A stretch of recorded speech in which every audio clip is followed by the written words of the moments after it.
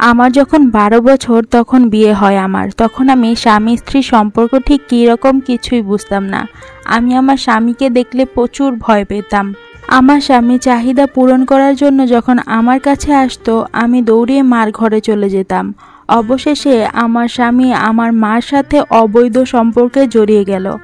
আমার স্বামীর শারীরিক চাহিদা পূরণ করত আমার মা। আসসালামু আলাইকুম বন্ধুরা, আমার নাম অবন্তী। আমার মার খুব অল্প বয়সে বিয়ে হয়। আমার মার চেয়ে আমার বাবার বয়স অনেক বেশি ছিল।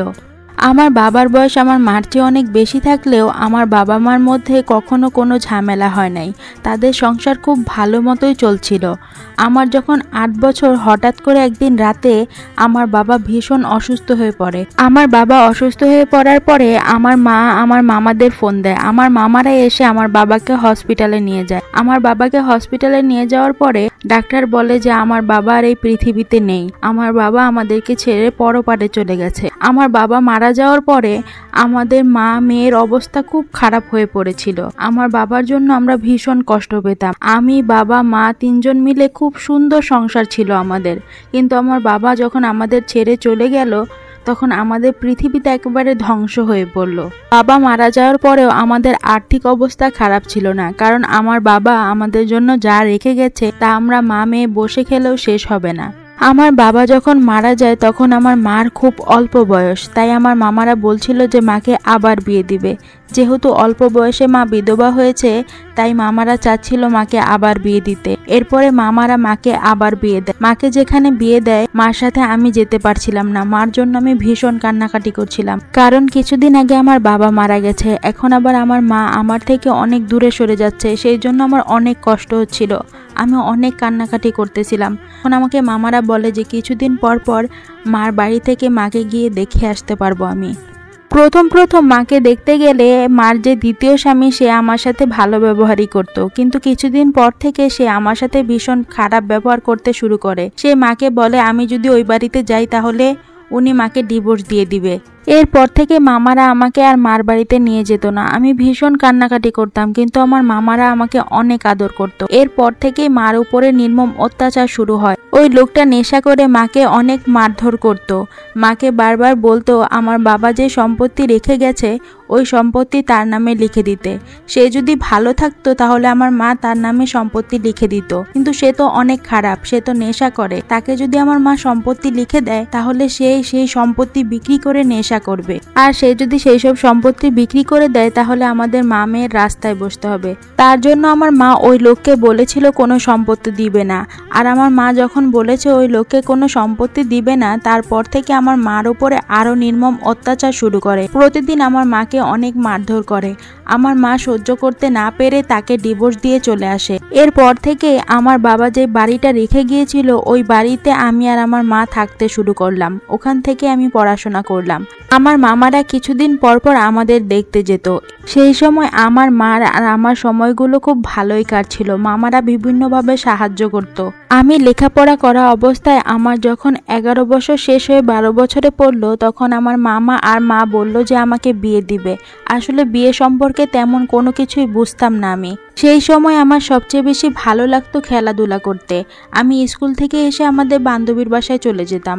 ওখানে খেলাধুলা করে বিকালবেলা বাসায় আসতাম। আর মা তখন অনেক বকাঝকা করতো। মা বলতো তুই তো আস্তে আস্তে বড় হচ্ছিস, এখন তোকে বিয়ে দিতে হবে, আর তুই মানুষের বাসায় খেলাধুলা করিস। আমি মার কোনো কথাই কানে নিতাম না। আমি আমার মতো চলতাম। আমি স্কুলে যেতাম আর বান্ধবীর বাসায় গিয়ে খেলাধুলা করতাম।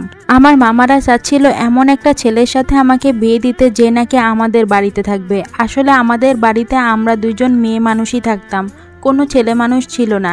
তার জন্য মামারা চাচ্ছিল এমন একটা ছেলের সাথে আমাকে বিয়ে দিতে যে নাকি আমাদের বাড়িতে থাকবে, যাতে আমাদের মা মেয়ের কোনো সমস্যা না হয়।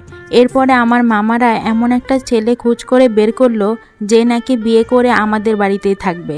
তারপরে তার সাথে আমার বিয়ে হলো। যেই দিন আমার বিয়ে হয়েছিল সেই দিন আমি কোনো কিছুই বুঝতে পারতেছিলাম না। সব কিছু আমার কাছে খেলার মতো লাগতেছিল। আমার সাথে যে ঠিক কী হচ্ছিল আমার সেই সম্বন্ধে কোনো ধারণাই ছিল না। এরপরে রাতে আমি আমার রুমে শুয়েছিলাম। তখন আমার ভীষণ ক্ষুধা পাচ্ছিল। আমি মনে মনে মাকে খুঁজতেছিলাম, কারণ তখন আমার মা আমাকে খাইয়ে দিত, তাই আমি মাকে খুঁজতেছিলাম। হঠাৎ করে একটা লোক আমার ঘরে আসে। আজকে আমার যার সাথে বিয়ে হয়েছে ওই লোকটাই আমার ঘরে আসে। ওই লোকটার নাম ছিল মিলন। ওই লোকটা আমার ঘরে এসে আমার খাটে এসে বসে। খাটে এসে বসে হঠাৎ করে আমার শরীরে ধরে। আমার শরীরে ধরার পরে আমি ভীষণ ভয় পেয়ে গেলাম যে এই লোকটা কেন আমার শরীরে ধরতেছে। এরপর আমি ওনাকে জিজ্ঞাসা করলাম, আপনি কেন আমার শরীরে ধরতেছেন? উনি আমার কোনো কথার জবাব না দিয়ে উনি আমার কাছাকাছি আসতেছিল। আমি হঠাৎ করে ওনাকে অনেক জোরে ধাক্কা দিয়ে বিছানায় ফেলে দৌড় দিয়ে মার ঘরে চলে গেলাম। মার ঘরে চলে গিয়ে আমি বললাম, মা তুমি আমাকে কার ঘরে পাঠিয়েছো?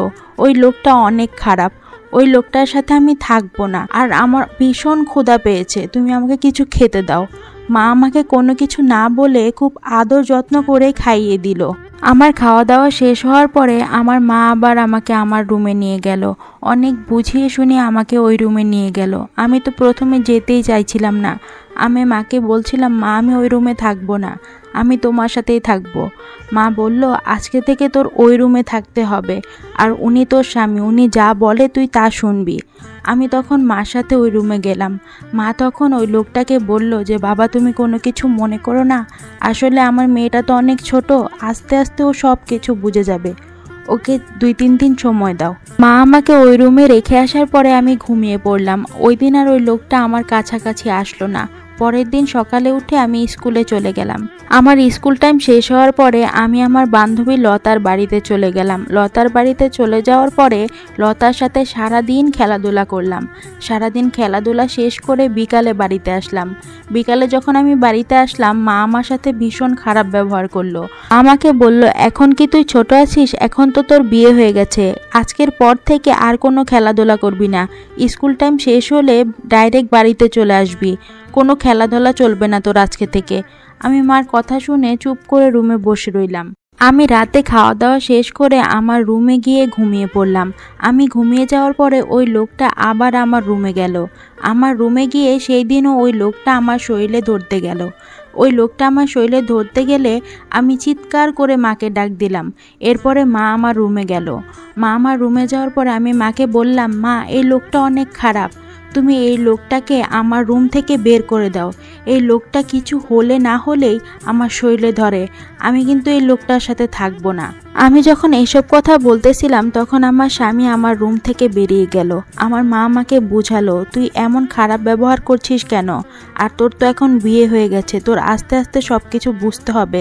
এইসব বলে আমার মা আমার রুম থেকে চলে গেল। এরকম করে আমার দিন যাচ্ছিল। ওই লোকটা আমার কাছে আসলে আমি চিল্লাচিল্লি শুরু করতাম, মাকে ডাকাডাকি শুরু করতাম। পরে একদিন ওই লোকটা রাতের বেলা আমার সাথে রাগারাগি করতে শুরু করলো। আমার মাকে ওই লোকটা ডাক দিল। ডাক দিয়ে বলল, আপনার মেয়ে এত ছোট, তাহলে আপনার মেয়েকে বিয়ে দিয়েছেন কেন? ওর কাছে গেলেই ও চিল্লাচিল্লি শুরু করে, এরকম করলে তো আমি ওর সাথে সংসার করতে পারবো না। আপনার মেয়ে এত ছোট, আপনারা জানেন যে ও কোনো কিছুই বোঝে না, তাহলে ওকে কেন বিয়ে দিয়েছিলেন? ও যদি আমার সাথে প্রতিদিন এরকম করে তাহলে আমি ওকে ডিভোর্স দিব। ডিভোর্সের কথা শুনে আমার মা ভয় পেয়ে গেল, কারণ আমার মা জানে যে ডিভোর্সের পর মেয়েদের কি অবস্থা হয়, কারণ আমার মারও ডিভোর্স হয়েছে। ডিভোর্সের কথা শুনে আমার মা আমার স্বামীকে বলল, বাবা তুমি একটু আমার রুমে আসো, তোমার সাথে আমার কথা আছে। এরপরে ওনাকে নিয়ে আমার মা আমার মার রুমে গেল। আমার মার রুমে গিয়ে আমার মা যেন ওনার সাথে কি বলল। এরপর থেকে উনি অনেক শান্তশিষ্ট হয়ে গেল। উনি খুব ভালো ব্যবহার করতে শুরু করলো। যেমন আমার সাথে রাগারাগি করতো আর কোনো রাগারাগি করলো না, একেবারে উনি আলাদা হয়ে গেল। পরের দিন থেকে উনি আর রাতে আমার শরীরে ধরতো না, উনি আমার কাছেই যেত না। হঠাৎ হঠাৎ আমার রাতে ঘুম ভাঙলে তাকে আমি রুমে দেখতাম না, সে যেন কোথায় চলে যেত। আমারও চোখে ঘুম থাকতো, তাই আমি উঠতাম না। আগে আমি স্কুল থেকে দেরি করে বাড়িতে আসলে মা আমাকে বকাঝকা করতো, আর এখন আমি স্কুল থেকে দেরি করে বাড়িতে আসলে মা আর আমাকে বকাঝকা করে না। মা যেন কেমন অন্যরকম হয়ে গেছে। একদিন সকালে আমি স্কুলে গেলাম। স্কুল টাইম শেষ করে আমি আমার বান্ধবীর বাসায় গেলাম। ওই দিন গিয়ে দেখলাম ও আর বাড়িতে নেই। তারপরে আমি ডাইরেক্ট বাড়িতে চলে আসলাম। বাড়িতে চলে এসে আমি ডাইরেক্ট মার রুমে যাচ্ছিলাম। মার রুমের সামনে গিয়ে শুনি আমার স্বামী আর আমার মায়ের কণ্ঠ। আমার স্বামী আর আমার মা হাসাহাসি করতেছে। এরপর আমি মার রুমে ঢুকে দেখলাম আমার স্বামী আমার মার কোলের উপর শুয়ে রয়েছে, আর আমার মা মাথা হাতিয়ে দিতেছে আর হাসাহাসি করতেছে। আমার মা আর আমার স্বামী আমাকে দেখে থতমত খেয়ে গেল। আমার স্বামী আমাকে দেখে তাড়াহুড়া করে উঠে পড়ল মায়ের কোলে থেকে। তারপরে মা আমার সাথে হঠাৎ করে অনেক রাগারাগি শুরু করলো। মা যে কোন বিষয়ে আমার সাথে রাগারাগি করলো আমি কোনো কিছুই বুঝলাম না। মা যখন আমার সাথে রাগারাগি করতেছিল এমন অবস্থায় আমার স্বামী আমার মার রুম থেকে বেরিয়ে গেল। তারপর আমিও বেরিয়ে গেলাম। আমি আসলে কোনো কিছুই বুঝলাম না আমার মা কেন আজকে আমার সাথে এরকম রাগারাগি করলো, আর আমার মার কোলে কেন আমার স্বামী শুয়ে রয়েছিল। এইসব জিনিসও আমি চিন্তা করছিলাম না, কারণ তখন আমার বয়সটা অনেক কম ছিল। একদিন সকালে আমি ঘুম থেকে উঠে দেখি আমার মা আর আমার স্বামী একসাথে গোসল করে বের হচ্ছে। তারপরে যখন তারা আমার সামনে পড়ে গেল তারা যেন কিরকম করতে শুরু করলো। আমার মা বলল, কিরে তুই এখনো স্কুলে যাসনি? আমি বললাম যে না, এখনো যাইনি, আজকে আমি স্কুলে যাব না। আমার মা তখন আমাকে বলল, তাড়াতাড়ি স্কুলে যা, একদিনও স্কুল বাদ দিবি না। এরপর একদিন আমার মামাতো বোন আর আমার মামাতো বোনের স্বামী আমাদের বাড়িতে বেড়াতে আসলো। আমাদের বাড়িতে তারা বেড়াতে আসাতে মনে হয় আমার স্বামীর অনেক সমস্যা হচ্ছে। আমার স্বামী যেন কেন জানি খারাপ ব্যবহার করতে শুরু করলো। আমার মামাতো বোন এই বিষয়গুলো দেখে সব কিছু বুঝতে পারলো। আমাকে অনেক ইঙ্গিত দিয়েছিল, কিন্তু আমি কোনো কিছু বুঝলাম না। এরপর যেদিন আমার মামাতো বোন চলে যেতে লাগলো সেদিন আমাকে বলল যে তুই কখনো পড়াশোনা ছাড়বি না। আমার আপু আরও বলল, সামনে তোর অনেক বড় একটা আঘাত পেতে চলেছিস, ওই আঘাতে কখনো কষ্ট পাবি না, আর তোর সাথে আমি আছি, তোর সব বিপদে আমি তোর পাশে থাকবো। এই বলে আমার মামাতো বোন বাড়ি থেকে চলে গেল। এরকম করে আমাদের দিনগুলো ভালোই কাটছিল। এরপর থেকে আমার স্বামী আর কখনো আমার কাছে আসে নাই। আস্তে আস্তে আমি প্রাপ্তবয়স্ক হয়ে উঠলাম। যখন আমার বয়স কম ছিল তখন আমি সুন্দর বা আমার দেহের আকৃতি সুন্দর ছিল না। যখন আমি আস্তে আস্তে বড় হতে লাগলাম তখন আমি দেখতে অনেক সুন্দর হলাম, আমার দেহের আকৃতি অনেক সুন্দর হলো। এসব দেখে আমার স্বামী আবার আমার উপরে আকৃষ্ট হয়ে পড়ল। আমার স্বামী তখন বলল আমাকে নিয়ে অন্য কোথাও চলে যাবে। এরপর থেকে আমার মা সমস্যা করতে শুরু করলো। আমার মা আর আমার স্বামীর মধ্যে প্রতিদিনই ঝগড়া হতো। একদিন আমি কলেজ থেকে বাড়িতে আসার পরে অনেক চিল্লাচিল্লি শব্দ শুনতে পারতেছিলাম। চিল্লাচিল্লি শব্দটা মার রুম থেকে হচ্ছিল। আমার স্বামী আর আমার মা চিল্লাচিল্লি করতেছিল। এরপর আমি আমার মার রুমের সামনে যাই। মার রুমের সামনে গিয়ে দেখি আমার মা আমার স্বামীর কলার ধরে টানাটানি করতেছে, আর কি জানি বলা বলি করতেছে আর চিল্লাচিল্লি করতেছে। আসলে তার কথাগুলো আমি সম্পূর্ণভাবে বুঝতে পারতেছিলাম না। এরপর যখন আমি তাদের রুমে যাই তারপরে তারা দুইজন দুই দিকে চলে যায়। দুই দিকে চলে যাওয়ার পর আমি মাকে জিজ্ঞাসা করি যে কি হয়েছে। মা কোনো কিছুই বলল না। আমার স্বামীকেও জিজ্ঞাসা করি। আমার স্বামী বলে আমি আর এই বাড়িতে থাকবো না, তোমাকে নিয়ে অন্য কোথাও চলে যাব। এসব বলে আমার স্বামী ওই রুম থেকে বেরিয়ে যায়। পরের দিন সকালে মার রুম থেকে বিকট একটা আওয়াজ আসলো। বিকট আওয়াজটা পেয়ে আমি সাথে সাথে মার রুমের সামনে গেলাম। মার রুমের দরজা বাড়ি দিয়ে আমি মাকে ডাকছিলাম, কিন্তু মা কোনো কিছুতেই দরজা খুলছিল না। আমার দরজা বাড়ির শব্দ শুনে আমাদের আশেপাশের মানুষ চলে আসলো। এরপরে মার রুমের দরজাটা ভাঙলাম। দরজাটা ভেঙে দেখলাম মার ঝুলন্ত দেহটা পড়ে রয়েছে। আমি দেখে চিৎকার করতে শুরু করলাম। এরপরে পুলিশ এসে মার দেহটা নামালো। মার রুম থেকে একটা চিঠি পেলাম। মা প্রথমেই লিখেছে যে আমার মৃত্যুর জন্য কেউ দায়ী না। এরপরে মা আমার কাছে চিঠিতে মাপ চেয়েছে। মা বলেছে, মারে তুই আমাকে মাফ করে দিস, আমি জীবনে অনেক ভুল করেছি। তোর সংসারটা বাঁচাতে গিয়ে আমি এমন একটা ভুল করেছি যা আমি তোর কাছে বলতেও পারবো না। আর এসব কথা না আমি তোর কাছে বলতে পারবো না মানুষের কাছে বলতে পারবো। তার জন্য আমি পৃথিবী ছেড়ে চলে যাচ্ছি। যখন তোর অল্প বয়স ছিল তখন আমি তোকে বিয়ে দিয়েছিলাম। তুই তো স্বামীর শারীরিক চাহিদা পূরণ করতে পারতি না। তোর সংসার বাঁচাতে আমি তোর স্বামীর শারীরিক চাহিদা পূরণ করতাম। আমি আসলে চেয়েছিলাম তোর যাতে ডিভোর্স না হোক, সেই জন্য আমি তোর স্বামীর সাথে খারাপভাবে জড়িয়ে পড়েছিলাম। আমার মার এইসব কথা চিঠিতে পড়ে আমার ভীষণ কষ্ট হচ্ছিল। আমার মনে হচ্ছিল এই পৃথিবীতে আমি কাকে বিশ্বাস করব। আমার মা আর আমার স্বামী এরকম একটা কাজ করতে পারবে আমি বিশ্বাসও করতে পারছি না। আমার মা যখন মারা যায় তখন তিনি 4 মাসের অন্তঃসত্ত্বা ছিলেন। তখন আমি বুঝতে পারলাম এই কারণেই আমার মা আর আমার স্বামীর মধ্যে এখন প্রতিদিন ঝগড়া হতো। আগে আমি সুন্দর ছিলাম না, তাই আমার স্বামী আমার মাকে ব্যবহার করত। যখন দেখেছে আমি অনেক সুন্দরী হয়ে গেছি তখন আমার স্বামী আমাকে নিয়ে অন্য কোথাও চলে যেতে চেয়েছে। আমার স্বামী আসলে অনেক খারাপ। পুলিশ এইসব কথা জানতে পেরে আমার স্বামীকে ধরে নিয়ে যায়। এরপরে আমি আমার স্বামীকে ডিভোর্স দেই।